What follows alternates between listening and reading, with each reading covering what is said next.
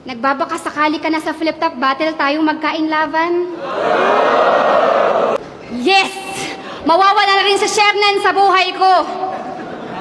Doon pa lang panalo na ako eh. Nung round 1, joke lang yon para naman kahit papano natupad ko yung pangarap mo.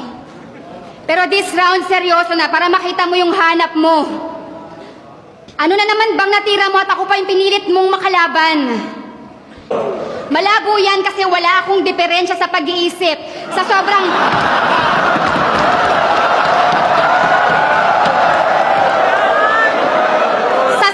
hate ko sa'yo, binasted kita kahit sa panaginip. Ikaw naman kasi eh, ganyan na nga itsura mo, choosy ka pang kolokoy ka. Bagay pala tayo kung naging sirena ako kasi sakto, mukhang syokoy ka.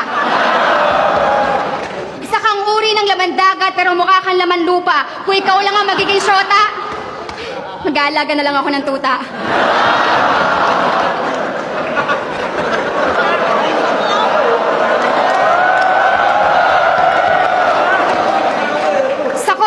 Ka lang nakakaaliw, pero para kang baliw. Pag nagpawis kilikili neto, mas maasim pa sa paksiw. Ew! Kaya wag ka nang mag-ilusyon na pupusuan pa kita. Baka pag nainis mo ko, ngungusuan lang kita. Kaya nga ako nagpunta sa iba't ibang bansa kasi masyado kang makulit. Layo na nga ako ng layo, tapos lapit ka pa din ng lapit. Ang dami mong ginagaya sa bawat laban mo. Hindi ko tuloy alam kung anong pagkatao mong panghahawakan ko. Lalaki ka ba talaga at gusto mo bang ma-educate? Shernan, bakla lang ang mahilig mag-impersonate. Dati na kitang hinahangaan kaya ngayon flattered ako. Bihira na yung ganitong kalaban mo kang endangered na to. Ang daming views na mga video mo. Hot topic. Lagi kitang pinapanood dati sa National Geographic. Pero sa klase, nakakatulong yung mukha mo.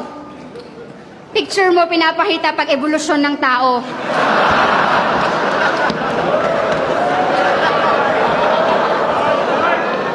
Hindi ako papayag sa'yo kahit na makipagbeso-beso kasi delikado sa mukha mo, mukhang gadgaran ng keso.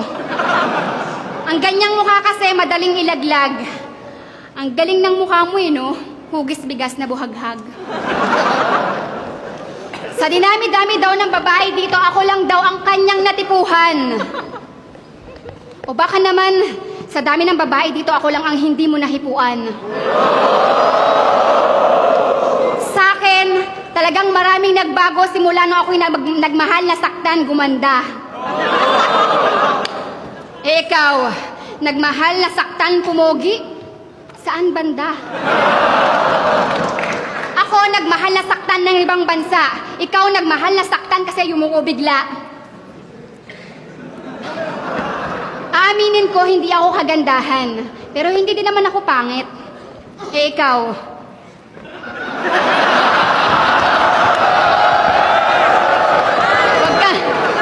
magalit.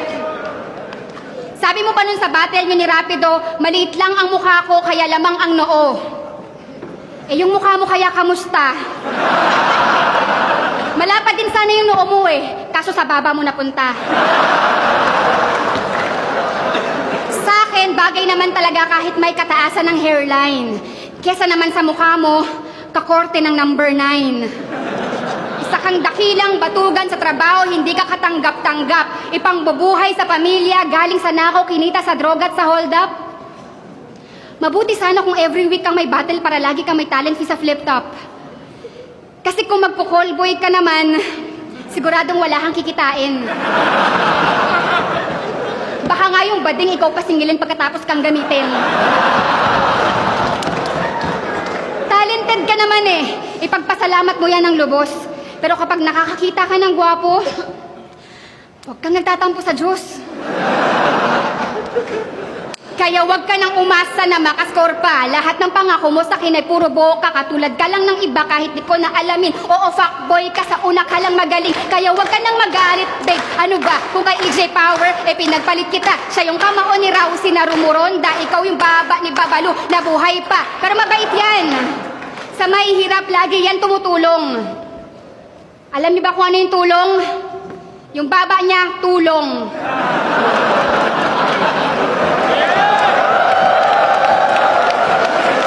Babae ako, pero parang barako mag-rhyme. Pero kung ganito ang tsura, Enigma, please lang, wala akong time.